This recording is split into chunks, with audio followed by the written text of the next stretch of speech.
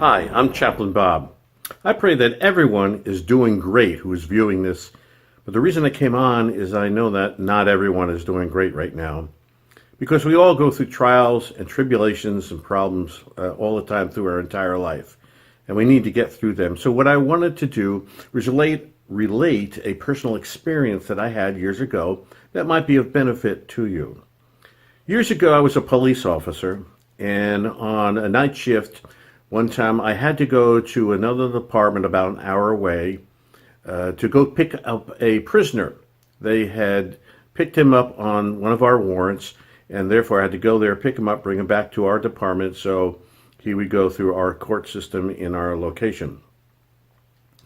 But on the way there, I had to go on an interstate highway, and as you know, interstate highways, there's not a lot of places where you can get off all the time. That's why they're called limited access highways.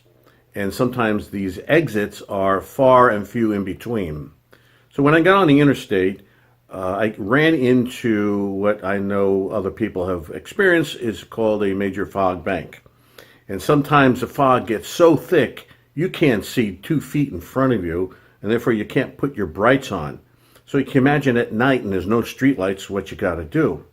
And so what I learned to do from police driving school is that when you get into these fog banks, you have to go right alongside the edge of the road. You know, on the edge, you have the white line on the interstates, and you know on the other side that there's usually some footage, sometimes they call it a breakdown lane, where it's wide enough where you could pull your vehicle over. Well, I couldn't do that for a couple of reasons, because the other police department was waiting for me. And so I had to get there as soon as I could, but I can't go that fast because the fog is so dense.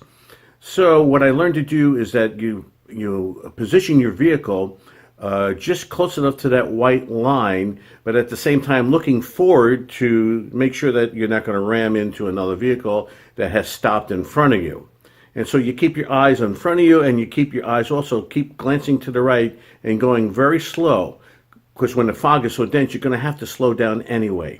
And so you keep your eyes to the right-hand side a little, and you guide along that white line, because what will happen? Eventually, you'll come to an exit, and that'll help guide you off, because when you get near an exit, there's usually street lights that are around that exit. But the point is that when you're going through this dense fog, you keep your vehicle close enough to that white line that you won't run off to the side of the road and create a problem, create an accident. And so I wanted to relate that to your problem. We all go through some type of fog or problem in our life, and the only thing that will get us through is our relationship with Jesus Christ. We need to read the Bible, pray, and fellowship with like-minded believers, because that will be the white line that will get you through your fog. There's no other thing. I mean, you can listen to your friends, and we do have to use our brain. God did give us a brain to use, but we're supposed to rely on His wisdom, not our wisdom.